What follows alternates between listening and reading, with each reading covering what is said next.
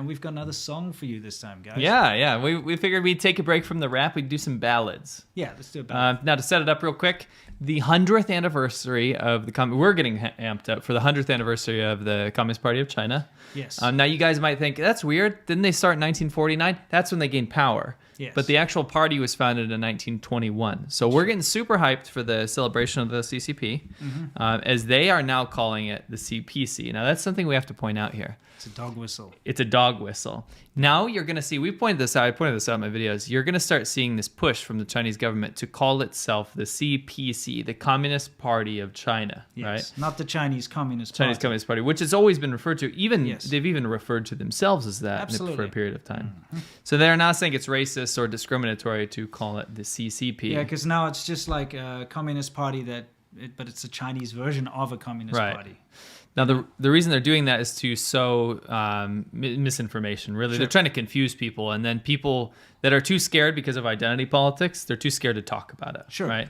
So now you'll start seeing the word CPC instead of CCP. We'll continue to say CCP. Oh, it's CCP all day long over here on ADV Podcast. Yes. Now they're getting ready for the 100-year anniversary. Very big deal for them. They're trying to make sure there's no dissent, and that's why you're seeing such harsh protest crackdowns like on the one that I covered today in my video. Yeah. Now, long story short, there is a huge push for propaganda for the 100th-year anniversary, which we will see in this video. Yes. Okay. So we're going Enjoy. to switch you over to a video, and we're going to break it down a bit. But first, we're just going to We'll play half of it play half first. of it so you can see what's going on. Because it doubles here. up. Yeah.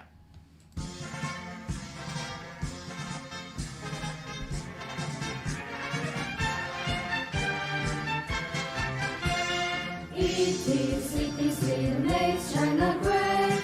CPC makes China great. The CPC fights for Chinese men. The CPC relieves people's pain. She helped the people to win their rights. She brought to China hope and bright light. She fought the anti-Japanese war, improved the people's lives and more. Made of China land of free people, all ever say. Okay. Now we can break it down for the second round. Yeah. Okay. First of all, this is put on by the Hubei Minzu Daxue, which means like the Nationalities University. Yeah. And what they did was there was kind of this... Isn't it more like minorities? Minorities, that's what, yeah. University. Yeah. So basically, the Chinese government put out this thing to people to celebrate the 100th year anniversary. You can see in the corner, top right-hand corner, it says the 100th year anniversary, a little hammer and sickle, to make things that promote the party. Usually, Winston, I'll ask you, what is the kind of vibe that they do when they promote? It's kind of like, this is why we're good, right? Sure. Whereas this is more like, China is not only the CCP, but that is the only reason that the China's CPC, good. It's the CPC or the CCP that makes China great. So in other words, China would pretty much suck without the CPC or the CCP. That's the message here. Right. You know I mean, what I that's just literally going against any sort of nuance that you would want to say. Like, let's say China's good and then the CCP makes it better, right? Yeah. No, China's good because of the Communist Party Sure. of China, right? Again, I just have to point out that this is one of those things that's happened because there's a big push leading up to the 100th anniversary of the Chinese Communist Party. They've gone out and basically asked universities and other places to go and make sort of patriotic, celebratory things. This is one of those coming out of one of the universities. There's tons of this stuff online. It's all over the place.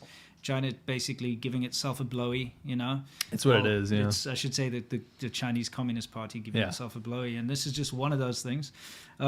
But yes, again, all we can see here are the very cheap Taobao costumes on these ethnic minorities, which, I mean, guys, having traveled around China a lot, like we have, you go into all the different little towns and stuff, and you very often see them cosplaying as themselves. It's a weird kind of a situation because it's not natural that people be walking around in these kind of Taobao costumes. When you see people wearing authentic costumes, you can see they're handmade, they're sewn, they're very good.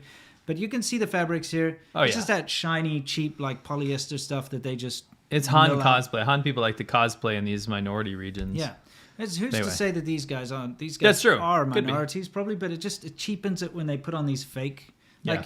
Have a little bit of pride. Get your grandma to sew it like it was done in the old days or something. Well, nothing says quality like the CCP. Yes, absolutely. So we'd like to break down a couple of the lines here. Now, first of all, a little tidbit of history for you guys. This is not an original song. This is a famous communist anthem called 没有共产党就没有新中国. Yes. So that means like without the Communist Party, There wouldn't be a new China. there wouldn't be a new China. And what is the new China? You can The explain. new China is the current China that's Yeah, run post-49. by post-49, the one that Mao Zedong started, and it's the one where everyone died of famine, and it's the one where the Tiananmen Square massacre happened, and it's the one that's currently run by an authoritarian government. I mean, sure, there are a lot of good things I could say that the Chinese Communist Party has done for China. When I say good things, it just means they've actually done some things to help progress. It doesn't mean they're good, though, because any system of government would have been able to achieve the same thing. Yeah. Because the people of China are very industrious and very hardworking, and they can 吃苦, which means they can Yes. deal with a hard situation. So again, it's the Chinese people that actually created any kind of goodness or any kind of progress in China. But the Communist Party, of course, takes complete credit for everything. One might say that the lyrics should be changed to, it is the Chinese people that make China great. Yes. In fact, that is exactly what makes China great, are the Chinese people, and not this terrible government who just cannot deal with any kind of criticism. It's kind of a funny thing. I almost said CPC, by the way. Seriously, if you hear anyone say CPC, that is a dog whistle that they are shills for China. Now, Yeah. what I wanted to say is this is the great ultimate irony. I think a lot of people sent us this thinking like, holy shit, you guys got to cover this. Now, I told you the tidbit how it's an actual communist song called Yes. No Communist Party of China, then there would be no new China. Sure. What if I did you one better and told you that actually that song is a copy of a Kuomintang song from the KMT? Yeah. Actually, what the is original KMT? song is the KMT was the Nationalist Party that Yes. currently that ran away to Taiwan after they lost exactly. the So Civil it's War. basically the old Taiwanese government. Yes, correct. Or the old Chinese government, Yeah, the right? old Chinese the one that China really refuses to acknowledge because they said that the CCP is literally what made China good, right? Yeah. So the original song is actually, and it's the same tune and everything. It's 没有国民党就没有新中国. Right. It's actually without the Nationalist Party of China, there would be no new China. So Mao's China copied that song, changed it to 没有共产党, no Communist Party of China, there's no new China. And then these kids took that, riffed off that, and said, without the Chinese Communist Party, there would that's what makes China great. Yeah. And one might say that the new China is completely built on copying others. One might say that. For even the song. instance, communism, Yeah. Marxism, Yeah. Western style of government, Soviet, Yeah. copied everything, even the uniforms of the military. Yeah. All of that's all just Suspicious. Soviet copies. What about that? What about that hammer and sickle? Is that Chinese? Probably not. No. No, actually, definitely No, not. it's not. There's nothing new in the land of China, one could say. The new Yeah. China, I should say. Yeah, it's a shame. So Let's anyway- break down the lyrics. Okay, so it is the CCP that makes China great. We could refute that all day. So repeat. It's okay. That makes China great.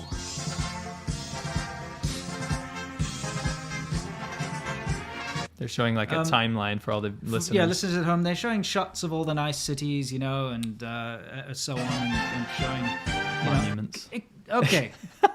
I gotta say, Tiananmen if you're Guangzhou. going to choose, this is it says Tiananmen Guangzhou, which means Tiananmen Square. In Beijing, it says Yes. Beijing, Tiananmen Guangzhou.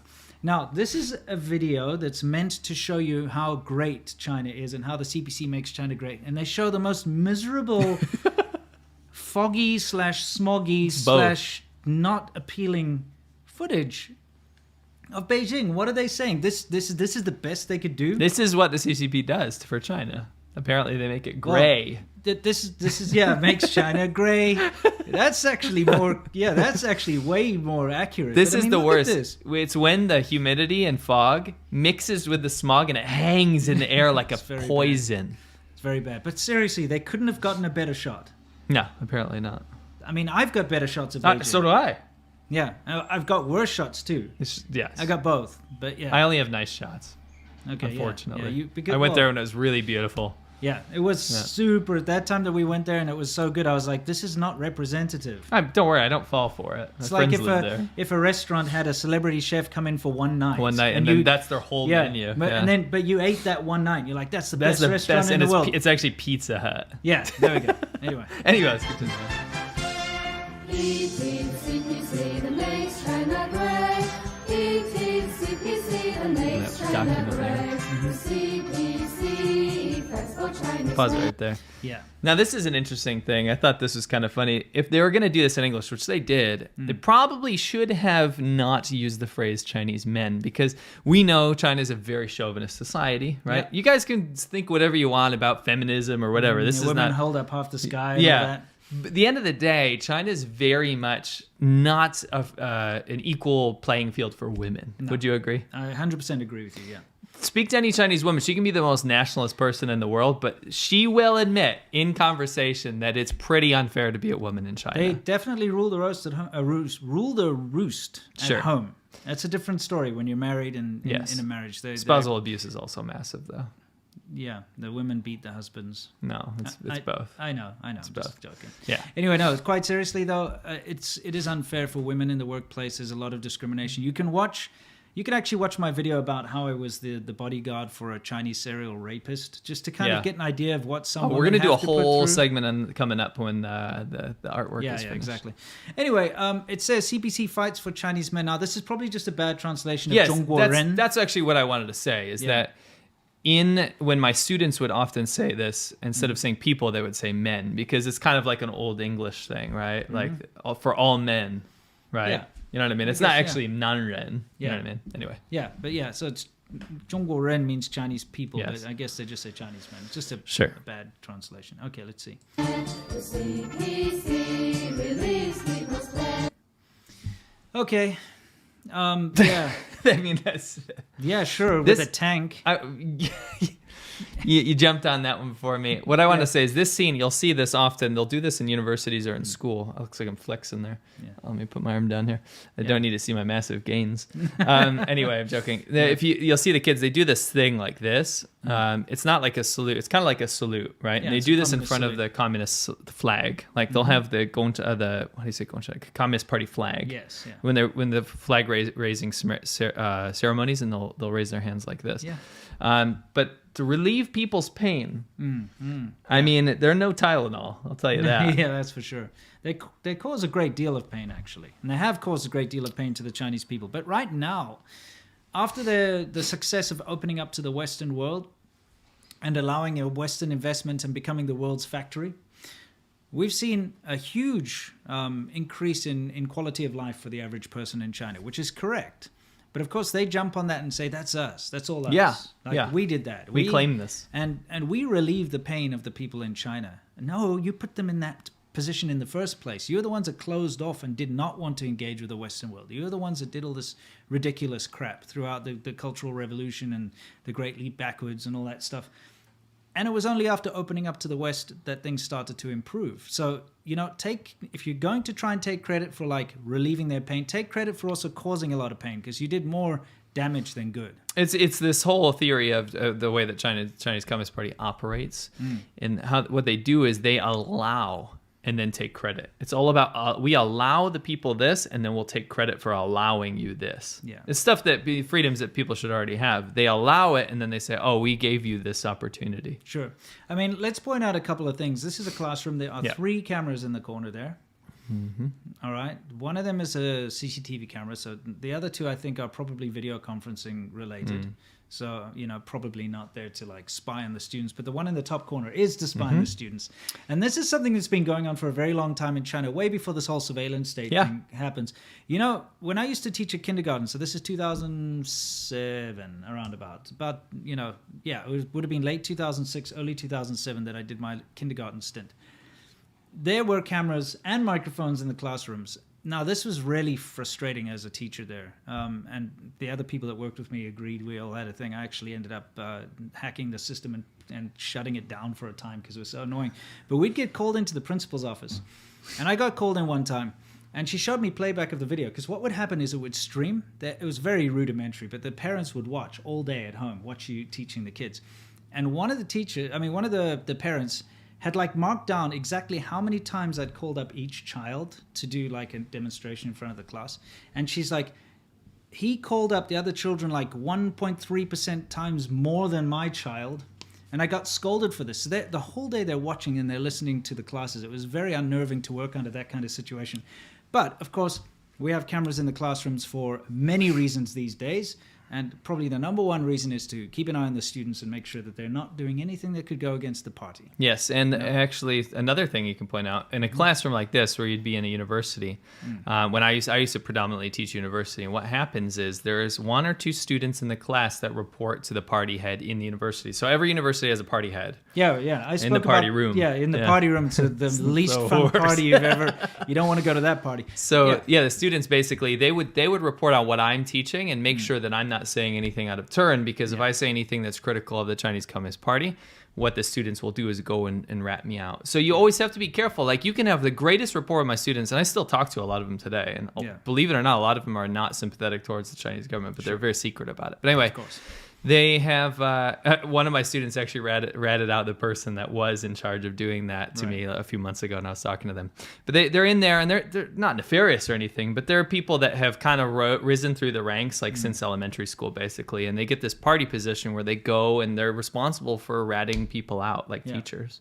Well, I mean, if any of you watched my video that I put out yesterday, in the Fudan University in Shanghai, a university professor, math teacher, just murdered one of those Communist Party secretaries, and that's what they do. Those Communist Party secretaries, they have their office in the university, and all they are there for is to make sure that everyone's loyal to the party. And they recruit students. Each class has a student, so-called minder or more, who sit there and take notes during class, and they notice if anyone's like maybe talking about the Hong Kong protests or talking about anything, they report them to that Communist Party secretary, and then they get disciplined or checked out or investigated, that kind of thing. So it's kind of a shitty situation. But for those of you at home, we've got a bunch of students standing in front of a projection of communist rhetoric, which they're all sort of saluting, and this is something that happens every day. Right. We're going to move It's an on. oath. Yeah, go ahead. Yeah. She had the Okay. She helped people win their rights. So apparently the Communist Party of China, or the Chinese Communist Party, is a woman and managed to help people win their rights. Yeah, well, you know how they have to, in propaganda in China, what they do is they say what they don't do. Yes. So, Every single time. yeah. Just like in the 12 core socialist values, democracy is one of them. Democracy and freedom. Yeah. That's a core socialist value that you'll see in China. Yeah, that they write on the billboards and stuff. Yeah, anyway, what do we have after that? people to win their rights. She brought to China. She brought to China hope and bright light. Fair enough. Why is this in English, by the way? So this is the creepy thing. I'm glad you asked that. This is normally something that would be only for domestic audience. Okay, Right. This would only be for a domestic audience because the rest of the world would cringe out of it. I mean, I feel like the most of you that are watching right now live are watching this saying, "What is the intention of this? Sure. This is not gonna. This will fall on deaf ears in the West." And in fact, it does. The problem is that China's gone so far under Xi Jinping that the propaganda has gotten simultaneously more clever and also just more. Yes. So you see this kind of scattershot stuff. This is meant for your eyes and ears, and it's hilariously tone deaf. Like nobody's going to latch onto this other than to make fun of it. Yeah, But it's funny how much they're putting out. absolutely. So what do we have after this? Hope and bright light. She fought the anti-Japanese war. She fought the anti-Japanese war. Okay, now hang on a second here. Well, she didn't. No, she didn't. She fought in anti-Japanese war. I mean, I guess technically Well, that's correct. They did help in like one battle or something. Yeah, I wish I had the stats up here. Yeah, this is a huge lie that the CCP puts out to the entire populace every day, all day. They have those shows on TV which show this basically the Communist Party of China, like these band of rebels, like killing all the Japanese invaders during the Sino-Japanese War. And if you ever watch one of these programs, you will first of all think that the audience watching this must be brain dead because it's so like hilariously blown out of proportion and factually inaccurate. But you also think that whoever's making these things are the most immoral pieces of shit ever. They're hate mongers. They want hatred to continue. But the fact that they misrepresent what the Chinese Communist Party did during that time is the biggest, problem with it. And everyone now, you speak to any old uncle on the road or whatever, and he'll be like, yes, the Gongchandan beat the Japanese. They did nothing. It has nothing to do with the fact that the U.S. dropped 2 nukes on Japan. Yeah, I mean, Not only that. That's all not the- acknowledged, but, though. Yeah, all the actual battles that were fought. We're not the CCP. No, it was the KMT. Yes. You know, like we the said. nationalists. Yeah, the nationalists who fled to Taiwan. And they got so decimated during the fight, it was very easy for the Communist Party to come in and take over when the dust settled. Chairman Mao basically hid out, and there were valiant efforts from certain communists in these Sure. battles, but by and large, the Communist Party waited. And then his strategy, he thanked Japan. Yeah. Chairman Mao thanked Japan because it made it easy for him to come to power. Yeah. They mowed down the nationalist soldiers, and then the communists said, "You know what? This is an easy time. It's a power vacuum. Let's Yeah. pop in." That's why we have China where it is today. Yeah, so I mean, it's just see how they're like pushing that. They're still pushing that, and I think a lot of people who are a little naive about it, the whole China thing and how it all works, they probably like read that and be like, "Oh, yeah, that's probably what fair happened." enough. Okay, so it says she fought in the anti-Japanese war, improved people's lives and more. Again, it's this allowance thing. We allow you to improve your lives. Yeah. Why is that huge clock on the wall? So it looks like a friggin' like a show, like Bring Me the Suitcase by Yeah, exactly. so you got like the communist flag. I'm also a little confused because the way the desks are arranged, the display screen behind is behind them. Why? Maybe they just did it for the shot. Anyway. Okay. To show the high tech. She made China the land of the free. Now this don't just copy the American anthem, Yeah. guys. Yeah. It's not the land of the free. That's nonsense. Well, yeah, obviously. Okay, we don't need to No, just dispute that's that. just- You don't have it's freedom of anything, really. Yeah, it seems actually like life can seem very free when you're just Till it's kind of not. living there until it's not. Yes, and that's the illusion that the Communist Party is very good at providing everyone. Everyone's like, I just do what I want. I can live the life I want. Look at my perfect example is my video today. Look at the mass protests right now in Yeah. mainland China. By the way, this is happening. Yeah, The students thought they could protest because of their degree designation. sure. Long story short, the Chinese government made this legal change to make it seem like they were going to get a blue collar degree instead of a bachelor's degree after they after they graduate. Yeah. So the students go out there and they're like, "That's bullshit," and they go and protest. What happens? SWAT team comes in, arrests, beats, threatens their family, threatens death on all these kids. And the kids are shocked because we were watching the footage, and both Winston and I were like, you know what? These kids all in their mind think that they're living in a free country. Yeah. And then now they just had a very, very big wake-up call. That's right, and that's how it works. The unfortunate thing is it's the same. I'm not going to say they were, but I'm pretty sure that these same kids were probably saying that Oh, the yeah. Hong Kong protesters Yes. were cockroaches and all that kind of thing, because that was the main thing to do. Because it's very easy to go and criticize other people and Yes. what other people do until you're in the same position. Right. And I found this with a lot of expats that live in China as well. You know, being the first original China vlogger, I've received a lot of hate from expats because they're like, oh yeah, you say it's not cool to smoke weed in China, smoke weed every day, that kind of thing. I'm like, dude, it's against the law. You shouldn't be doing it. And then that Didn't say it was impossible. that same person, and this has happened multiple times, will be sending me frantic messages. Dude, I've just been arrested. They've just raided the bar and they're taking urine samples. What can I do? Same people. And then I don't hear from them for like 2-3 weeks, and then they're deported and on the Deported, plane yeah. and saying like, I wish I'd I'd listened to you. Yeah, this is how it works because it seems so free and easy in China. People walk around drunk and do what they want, say what they want, everything, especially foreigners, Chinese people to a much lesser degree. But then when the book gets thrown at them, they realize, wait a second, I actually don't have any rights. It's not like America where I can refuse a search, you know, or I can demand a warrant or something. Or just for them talk to- about whatever you like. Exactly. Or they get a knock on the door because they made a post online or something. This happens a lot. And so it's that illusion of freedom that actually placates a lot of people. It does, truly. And it's all about official discretion in China. So the officials, like the police or whatever, they can decide whether or not they're going to Yep. go ahead. So they can watch you breaking the law in front of them and they'll be like, it's fine. It's too much hassle. But if there's a reason for them to care, then suddenly you get the book thrown at you. Or to be accused of something you didn't even do, Yeah. to be made an example Absolutely. of for Look at the Michaels Yeah. from Canada that got nailed. I know that's an overused example, but it happens way more than you think it does. Yeah, it's happened a lot. Anyway, let's continue. She made China land of the free, apparently. Again, People of all ranks had their say. saying what's not true. Yes. You have to say it. Yeah. You can't. Like, it doesn't matter who you are. you cannot just simply criticize the government in China. You can be, when they say all ranks, you have to understand there's a huge disparity between people that have money and people that don't have money in China. One of the biggest in the world. CCP that makes China great. ADVChina that makes China great.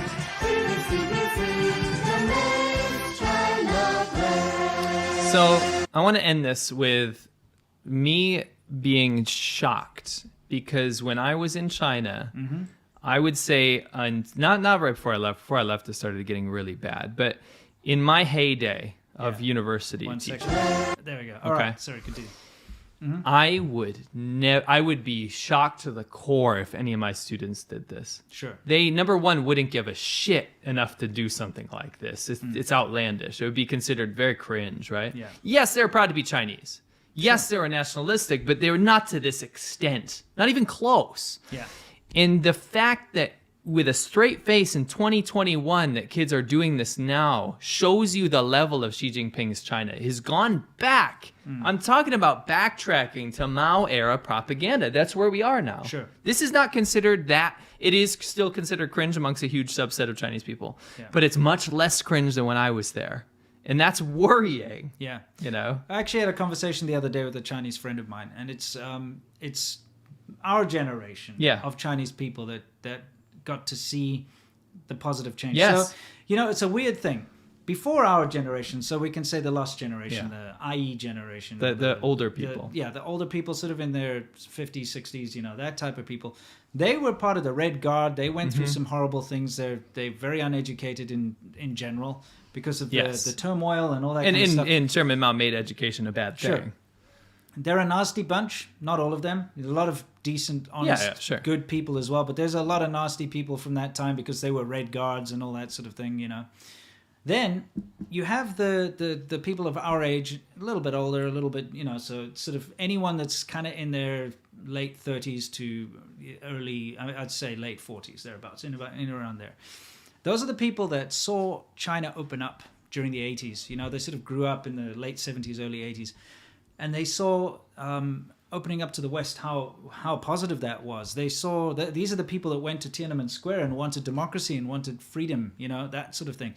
These are the people that were able to see the stark differences between the bad old days of communist China and the good when China started to open up. Yep. These are the people that you can have a reasonable, good conversation with. The people that aren't just like brainwashed into China great, Right. Unfortunately, though, the offspring of our generation, they've been born into a different kind of China where they haven't seen the bad of China. Like the bad. Yeah, the famine exactly. bad, Especially if they come from a middle-class family or something. They see wealth, they see, good infrastructure around them, they see the stability, and they think it's always been that way. Because of the way China rewrites, or the Chinese government rewrites history, they don't ever show people how bad it ever was. They can only ever show how good China was and how Mao Zedong was a hero that created all this wealth that you see now.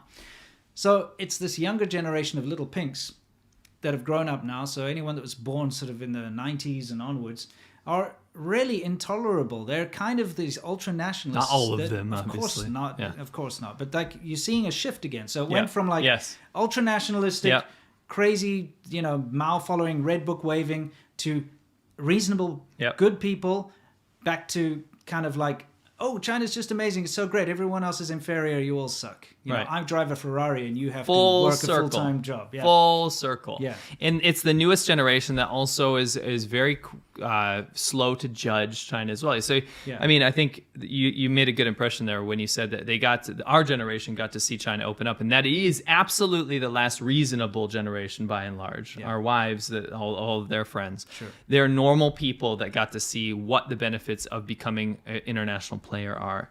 Yes. Now, the newest generation of people, yes, there's good amongst them, but there are. I retract a little bit. Not all of them. I'm just saying you're seeing like a huge amount. It's a huge resurgence of nationalism. Nationalist nonsense from this younger generation. Our generation, it was kind of embarrassing to be a nationalist in China. It was kind of like, you're a country bumpkin if you're kind of buying into this kind of stuff. Yeah, exactly. We're walking around in a communist party. Yeah, that's not cool, right? Thing, yeah. It's not cool anymore, still, but it's not that embarrassing anymore. No, and the problem is to be proud of. this generation that grew up and didn't see the bad, what's happened is because of that, they've been placated, like you said. Yeah. So there is a lot of bad in modern China. I would argue it's much worse now than it was when we were there. Yeah. And the thing is, they've been brought up in a scenario where they're not taught to see the bad anymore, right? So yes, they don't see famine. They're not taught about famine and stuff. And also, the current modern problems of having absolutely no freedom and absolutely no international dialogue and absolutely no tolerance for other people, that's not something you consciously see, like a starving person. Sure. So they're not even aware of the fallacies and problems that China currently has. Yeah. Right? So it's this fake utopia where even right in front of them, if they see something, a concept that doesn't agree with them, they won't criticize it. On top of that, the Chinese government also placates people by always pointing outwards and saying, "Oh, Yes. look, there's crime and violence in Yes. America, so that means you should be grateful."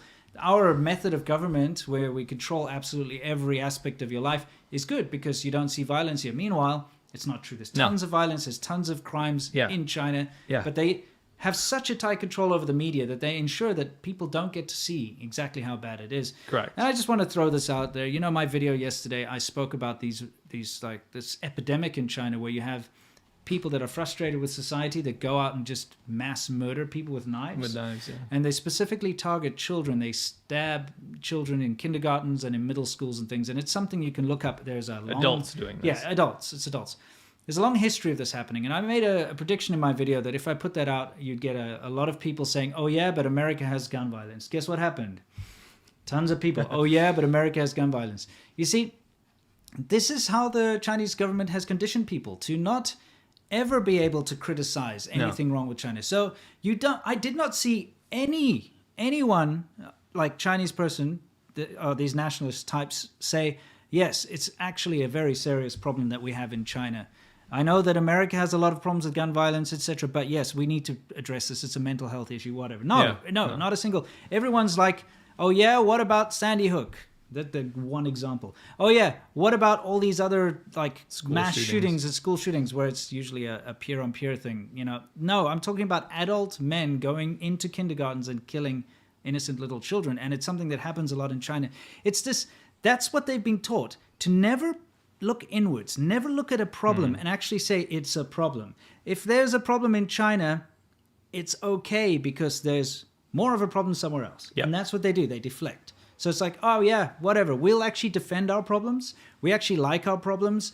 We'll keep allowing it to happen simply because we can say America has problems." And that is completely by design. Because what keeps the Chinese Communist Party in power? That very same apathy. Or that same deflectionism. If we can convince our populace that it's always worse elsewhere and they don't have any option to see it, because think about it. They block them off so that they can't have a meaningful dialogue, and then they let some nationalists trickle out to go have a very virulent voice and go yell and scream and stuff. Yeah. Then at the end of the day, what they're doing is they've created this kind of nanny state where like everything outside of China is bad and worse. And so they're not going to criticize internal politics. No, right? they So there will be no change. No, absolutely not. Anyway, we thought that was interesting to break down. Yeah, so thank you for putting up with this music. Yeah, Sorry, hope it's you not guys a enjoyed cotton it. rap, but don't Yeah. worry about that stuff. We still got that. Sure. What do we got going on here? Oh, this is just the university. This is the university. This is the Hubei Minzu Daxue, which is the minorities university. Just, of course, you got the communist hammer and sickle stuff right on the front page. I want to as ask usual. you, what's the deal with having a minority university anyway? So there's 56 recognized ethnic minorities in China. So you can think of people like the Uyghurs or the Mongolians or the Miao people, right? Yeah. And then at the same time, you're going to make me talk about this very serious thing over this. Yes, I am. Go for it. Yeah, so they're a minority. Yes. So there are special universities set up to represent that, right? So they'll get certain admission status or a discount or lower scores on tests and stuff to allow them. And it's a facade that like these minorities are well taken care of. It's kind of like when they call Xinjiang or Guangxi or Inner Mongolia an autonomous province. Yeah, but it's what not that really. means is it's less autonomous than a normal Han province, Yeah, right? exactly. It's just these labels they throw out there. I got you.